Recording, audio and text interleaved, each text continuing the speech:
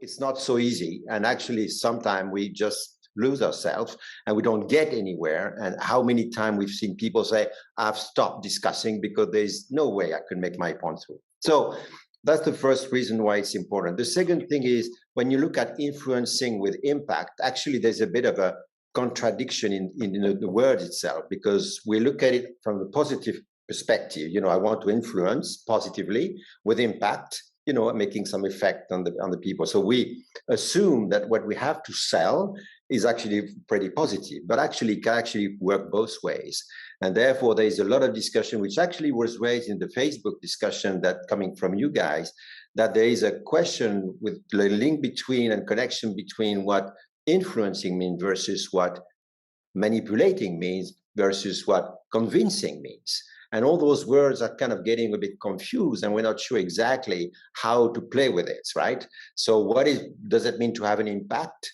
Or do I just want to make sure that the person in front of me adhere and agree with what I say? Or is it kind of more complex? That's what we're going to try to find out today. So long story short, I think it's very important that we share experience. So we would love to have your questions and your testimonies about this question around situation around influencing others. So the floor is yours. Yeah, and the floor is open, so please jump in. You can either just turn on your camera and or raise your hand, grab the floor and speak up. I see some familiar names like Patricia, Shiro. Happy to see that you joined us, Jean-Luc as well. And all of those that I don't know, please grab the mic. What kind of cases have you seen? Please, Sarah Lee, you have your hand up, but yeah, your microphone on. Yeah. Okay, and then we have 𝐓𝐴 afterwards. Okay. I think it's very important to have impact to the world, whether it's in your friend level or your family or the society, right? And there's, of course, it's better to have positive impact, and I think that's what everyone should be pursuing. But people in position or in power, they like to abuse power sometimes, yeah, and they like to manipulate. If they don't get something on their own way that they want, because they want to maintain the power or the position, or they're insecure or something. So I think it's very important to acknowledge your level and your insecurity, so that you don't have negative impact on people, because you can harm people too, because I have a lot of experience, because I interact with a lot of people with power and position. And sometimes they're not very, kind and like human, They can be like evil. They can be like crazy. They can be like almost insane, So you're thinking, like, are they really human beings here, Do have they learned what family is, what society is, how to interact with people, Yeah. So I think it's very important that you have you try to always have positive impact. And if you think that you're going to have a negative impact, I think you should just go under your submarine, go to an island and just be yourself and not to harm others, and just go to like space or maroon island, just isolate, and just live by yourself. If you cannot interact with people, if you don't have human skills, if you don't have cultural skills, if you don't have, I think you should just isolate yourself and maybe be locked up, also, yeah, that's also a good way, I think, yeah. If you're always harming people and manipulating people and giving negative impact. So I think it's very important that people in power and position, they should be very mentally and emotionally and physically healthy and balanced, with a good raising, upbringing, education. They grew up in a normal way. They're not like extreme, and make extreme decisions. So I think it's very important to be mentally and physically and biologically also balanced. Thank you, Sarah. Thank you for your testimony. 𝐓𝐴, you had your hand up also. Yeah. Good evening. It's like evening in your area, right? It's night here. Okay. Yeah, it's night. Okay, so everybody here gathered for discussing like how to influence people with impact. But most of the times we fail to realize the time when we are actually being influenced by people. Now, these people are have good qualities, or else how will they be able to influence people? And it is like one of the qualities is like leadership, which is basically an art of influencing people. Now, there are several factors or qualities that are required to be a good leader. For example, like serving people, it's not like giving service in return of money. It's like just helping out to a friend or wishing someone's a birthday. It's just like basic helping, building communication and relationship between people or a group of people, which actually helps a lot. Then is like asking like how a person is feeling about a certain decision that has been taken, or like if he requires any help or not. It's just like the COVID times, we all are mentally very sick, very depressed, and it's just like basic asking like, how are you? If you are not feeling well, then please share your thoughts and feelings.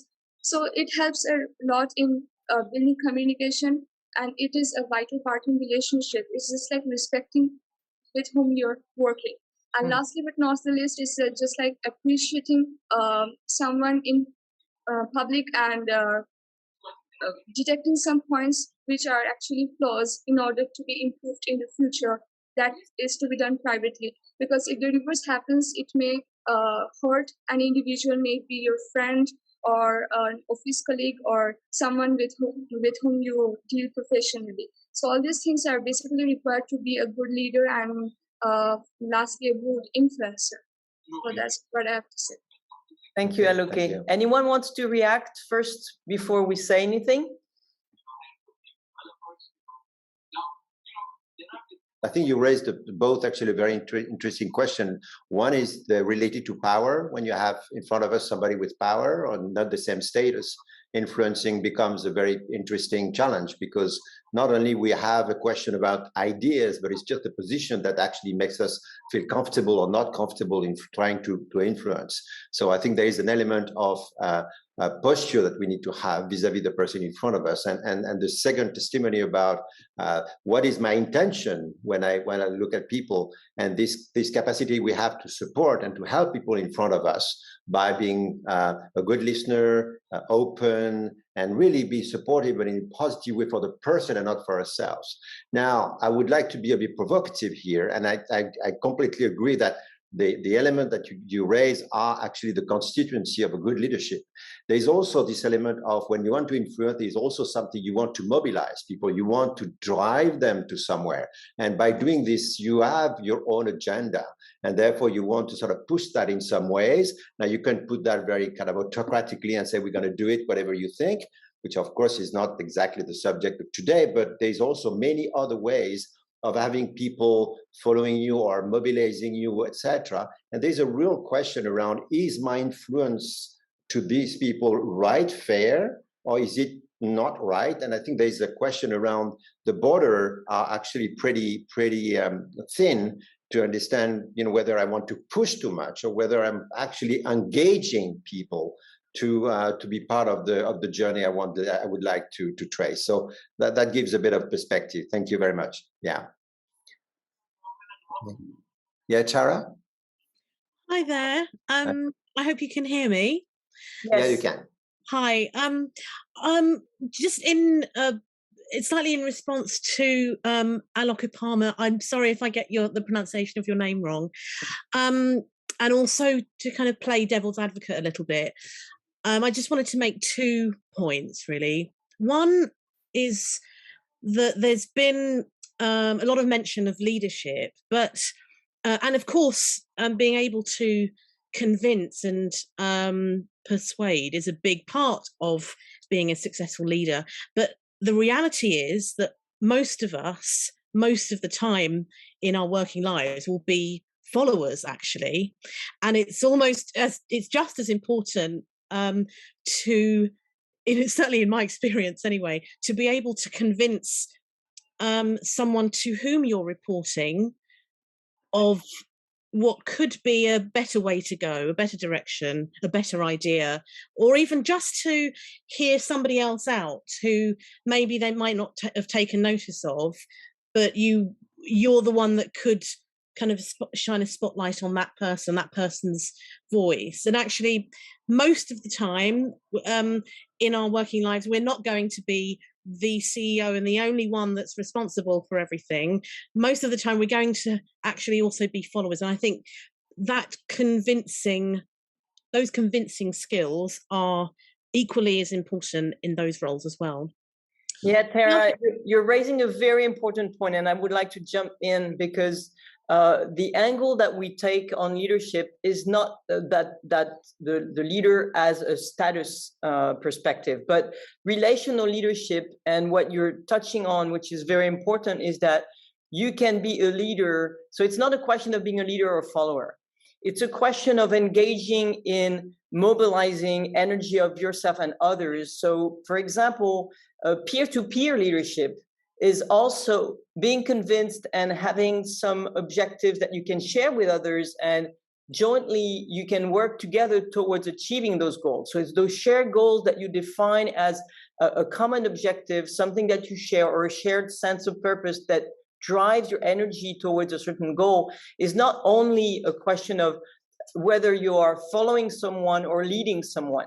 So in relational leadership, what is important, and in Savoir-Relier in particular, is that you create the conditions for people to be able to listen and to share, so that these objectives and this sharing will lead you together towards something that is more positive than it was before. Yeah.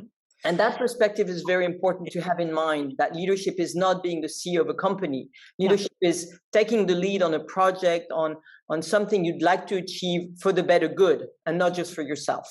Yeah, I was definitely playing kind of devil's advocate. But there's one other kind of point I wanted to raise, also kind of leading on from what the previous speaker had said, was that I think all the women on this call, for sure, who have worked in male-dominated environments, will already have lots of skills and techniques in terms of convincing people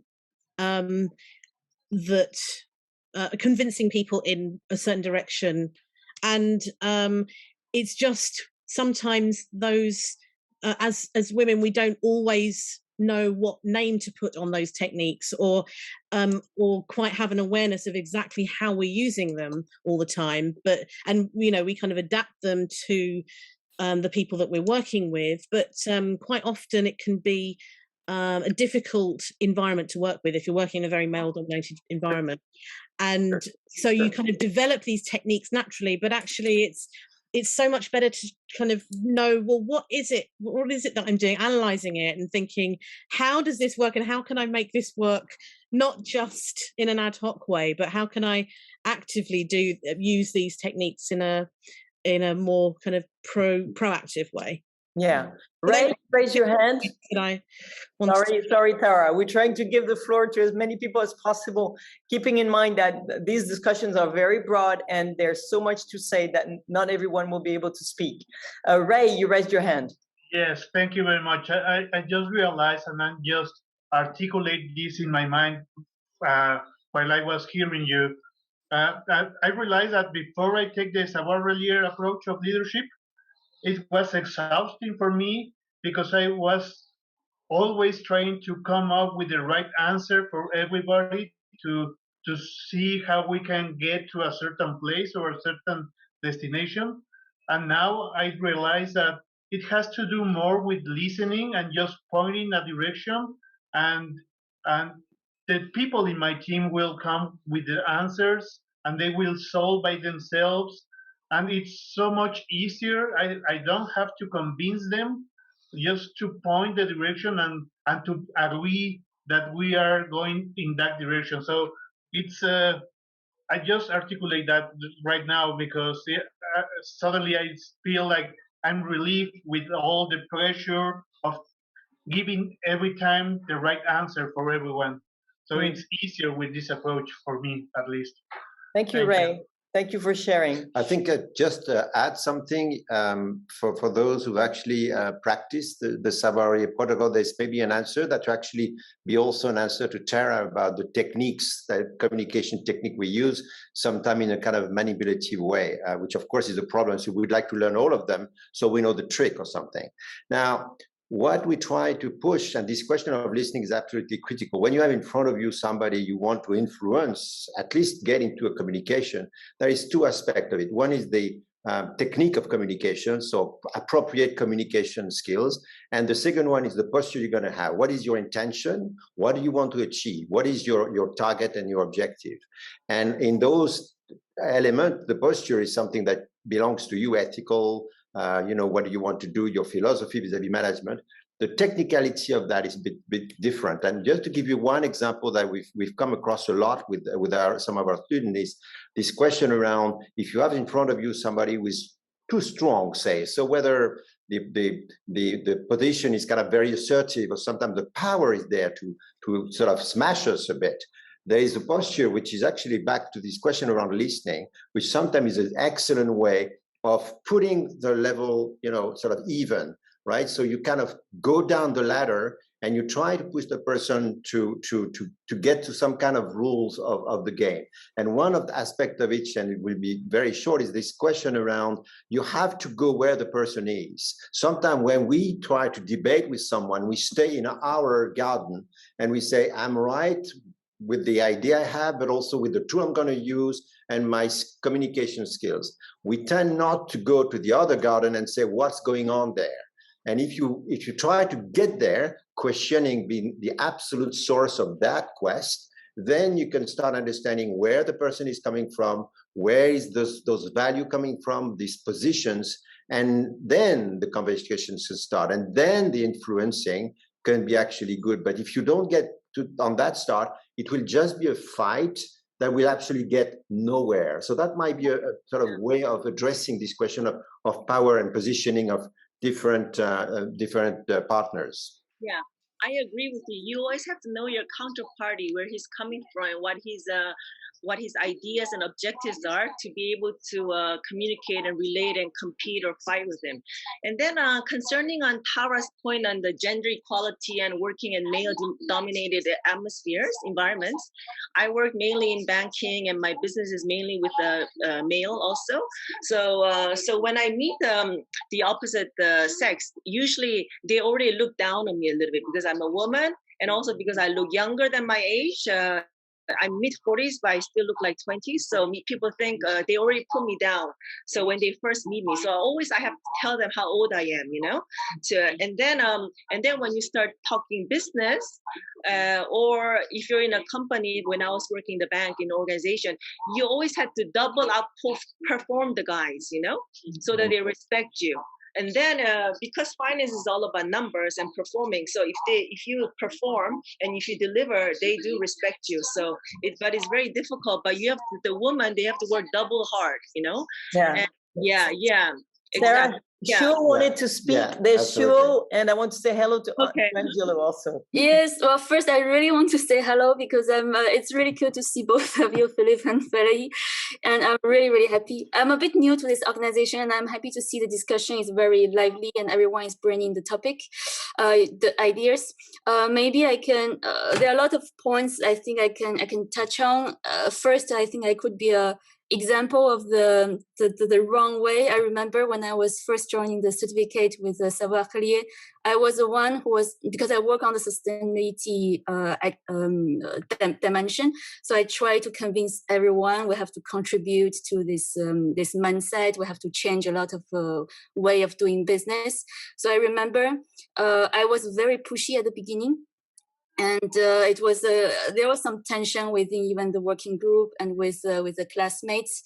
But I do realize when I step back a little bit, try to understand, the communication is much easier, and the listening, the buy-in from the people is actually the effect is much better than the opposite way, like pushing forward. And since then, within the 6 years of working experience in sustainability, I do confirm it is not always the right way to push.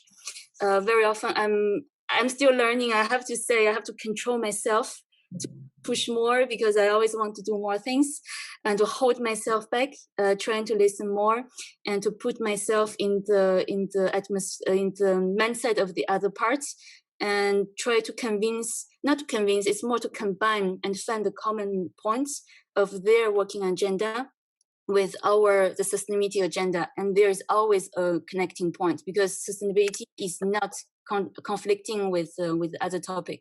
Yeah. So that's really a key learning from my personal experience. Try to step back a little bit, think more, and put myself in the shoes of the others, and the result is actually better for them. Very good point. Yeah. The one story I'd like to share from my coaching experience using horses interaction, working with horses to build a relationship of trust. One big learning from that part of the Savoir-Relier experience has been that if you want to convince a horse to do something, authority will not work. The only way or not authority on, but authority for. So if you manage to create a relationship where the horse does what you want the horse to do, but out of his own will, then you will be much more successful in achieving a common goal, be it riding the horse or having the horse speed up. And this experience has been very powerful as to how an individual in a relationship that is nonverbal, because of course the horse doesn't speak, but how you can transmit your own will to get somewhere with someone by having that someone, a horse or a human being, not only accepting that this is a good idea to speed up or to change direction, but that it's something I want to do and I believe is good and strong and positive for all of us.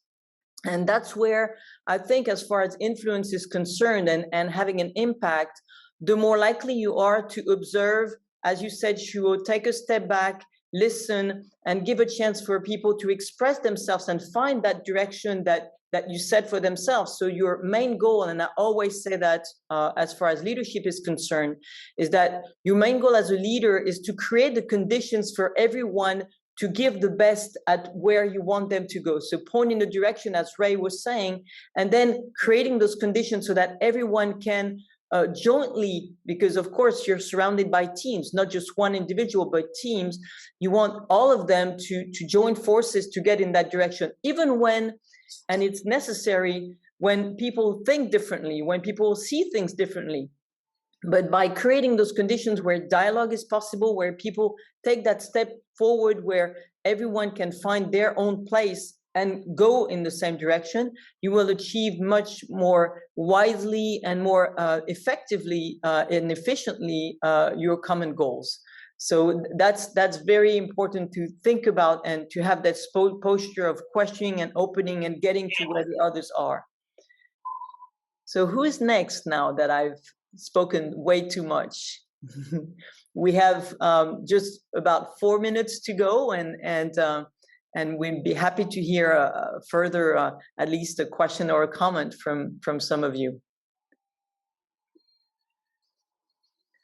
And if no one wants to jump in, we'd like to open the talk. And as you know, the way the talk with the Savoir-Relier community does not stop at the end of this conversation, but opens up on our different channels like Facebook or LinkedIn, and you can carry on posting and exchanging ideas and views so that you can not only reflect, but open up and keep that dialogue going. This is our objective, to get you digging into those questions and opening up to one another so that you can share, keeping the same mindset of not only openness, but benevolence in the way you don't push too much your ideas, as you were saying, but listen to one another.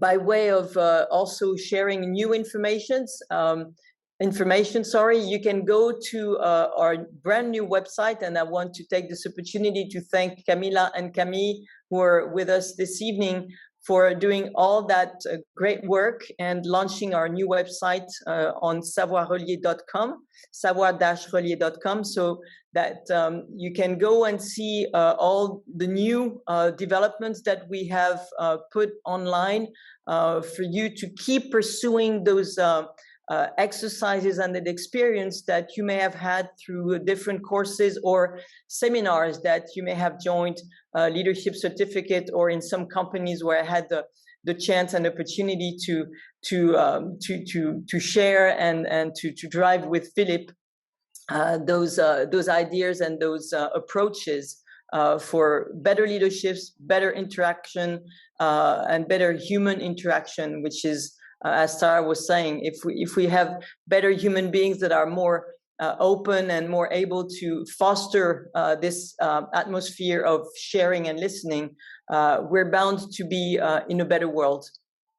I just want to add to this the devil advocate part, which is when we say we want to have, you know, human beings, you know, sharing and listening, there's a bit of a sort of a humanistic connotation to that, and I just want to make sure that we understand all that we are not here in the sort of on the moon thinking that we should all be happy, loving each other, etc. What we are really talking about is in a relationship.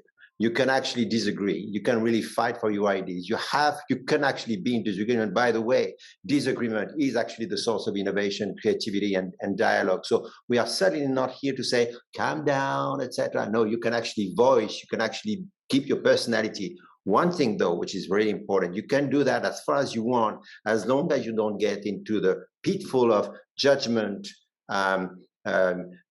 unfairness, picking on people's weaknesses, using tricks that are really unfair, and that actually create the wrong climate that will not get the conversation anywhere. Fighting with the same equal chance to make a point and to grow together is not a nice exercise always. It's sometimes pretty muscled and sometimes very strong, and you can get out of it torn and sometimes even frustrated. So we are not talking about here a posture of just benevolence and smiling and things. We are talking about really making the base of an absolute constructive, powerful, and consistent way of communicating and building a relationship with others, right? Just make the and accepting that it's not always possible, and that sometimes you have to shut down. It's happened to all of us, that there is a moment where you reach the tipping point where discussion is not possible anymore. Hopefully this moment comes the latest possible, but we've all lived experiences where there is a limit, and for you to decide where the limit is and to respect it. But as long as you have done all your best to create that opportunity for dialogue in the confrontation, and we've had recently very interesting tough discussions around this question around COVID, pro or against the vaccine, that has reached certain points where you feel there is no communication possible and nobody's listening to the other. So we've made that work and efforts to keep opening and keep trying, and sometimes it's not possible anymore. We just have to accept that and move on with it. And sometimes it works, of course. Most of the time it does work, definitely. So thank you again for joining our talk, and we'll have our next topic posted on LinkedIn and on Facebook the second Friday of the month. So we'll see you in October next month. And in the meantime, please stay in touch, and we look forward. You can always reach out to us with questions or ideas. Visit our website. If you have comments, again, you can contact us through that device as well, and we'll be happy to be in touch with you. Thank you so much for being there. Everyone. All of Thank you. you, Valerie. Thank you. Bye, Very nice to see you all. Thank you. Thank you. Bye-bye. Thank you. Bye, Gonzalo. Bye, Andres. Bye, Fadi.